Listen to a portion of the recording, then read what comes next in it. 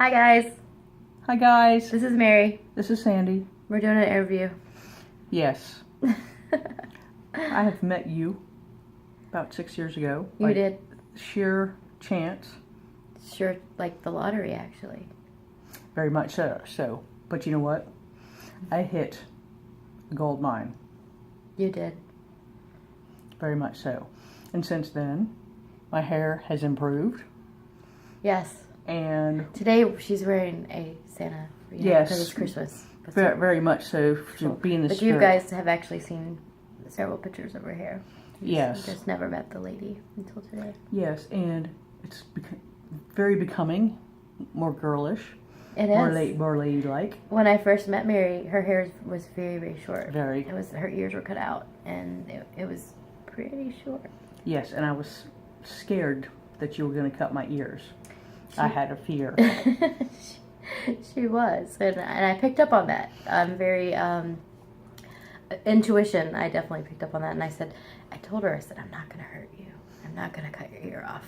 And something had to have happened when I was a child that I just can't remember. I think so. And once you realized that I wasn't going to cut your ear off, things were good between us. We developed a deep friendship, and over Definitely. 6 years, we Yes. had an amazing journey. Definitely, and we're planning to keep it that way too. And totally shocked Yes. that you told me that you have never had a hairstylist Never. in all of your life until me. That was You're awesome. freaking crazy. I was like, who doesn't have a hairstylist? Who does that? So I'm very happy that I'm your hairstylist. Me too. And Me too. and it's a way of connecting with people and maybe just meeting the right stylist at the right time. And Exactly. and I was on fire for hair, and I just had that big bubbly smile that I always have, and I was on fire, and I found a client and a friend. Yes, definitely. And here we are today. And what's one of the favorite types of cuts or hairdos you create, since you're the creative master? I would say that I specialize in hair color now. Hair color wasn't always my favorite thing to do. I would say hair cutting was definitely my craft in the beginning. The first 8 years of my career was nothing but haircuts, pretty much. Wow. So it was the backbone of my career. And I would say the bob, just a simple bob, simple one length haircut could be very challenging in the beginning. A straight line actually is not as cut and dry when you're cutting layers of hair and thick hair, different textures of hair. It definitely could be difficult to have us make a straight line. There you go. And once I mastered that craft and I've made it straight and I ran with it, and there's only 7 basic haircuts out Really? there. And once you master those 7 haircuts, it's the fundamentals of any haircut. Whether you razor the cut, you point cut it, the fundamentals are the same. So there's just thousands of different variations of the same haircut. Cool Right. deal. And you've mentioned it in past that you have found some critters and even monitored people's scalps from Yes. having regular customers. Yes, over the years, definitely, head lice can be epidemic in some areas. It doesn't mean that the person is unclean. It just means that, their children or whatnot has head lice. So you just basically examine someone's head before you get started. Always, you have a thorough consultation, and that's part of it. And if you find it, I usually recommend that I throw away the cape. I clean my area, Lysol it, and I throw away the comb typically. And I suggest them getting treatment and then coming back and make an appointment with me when the lice are gone.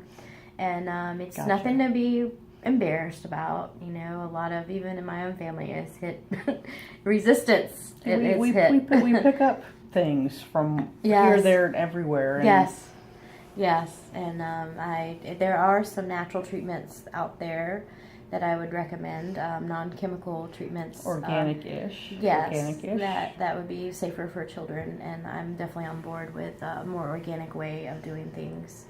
And so moles was something that you brought up. Oh, yeah, definitely. They're actually a really big thing, and I love sharing with people if I can examine their scalp and I see a mole or a growth on their ear or the back of their head. I usually love to tell them, like, if it's growing, if I notice, I see you guys every 6 to 8 weeks, I let you know, hey, we might want to get your doctor to look at this. No big deal. I'm not a doctor. It just looks oblong or looks weird or looks, I just let them know. Because sometimes people don't know that there's a mole on the back of their head. They don't feel it. Even their spouse might not even notice that there's something on the back of their head or their ear. And I would say at least 3 or 4 different times my customers went to the doctor and they did have it removed, and it was preventative care.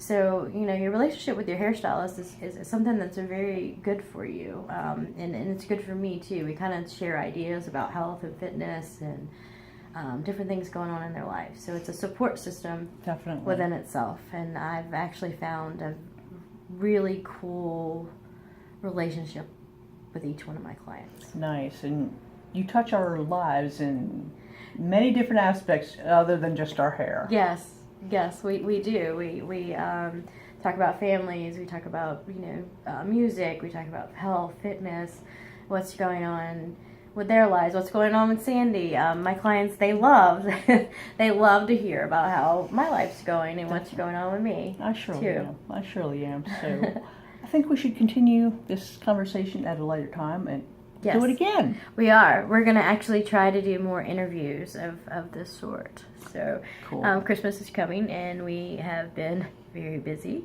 And I want to thank Mary for coming out. We actually did a video this morning, and she helped film. And I'll be posting some pictures and stuff with that. And hopefully maybe do this every couple weeks. Cool. Thank you guys for watching. We'll see you later. See you later. Bye.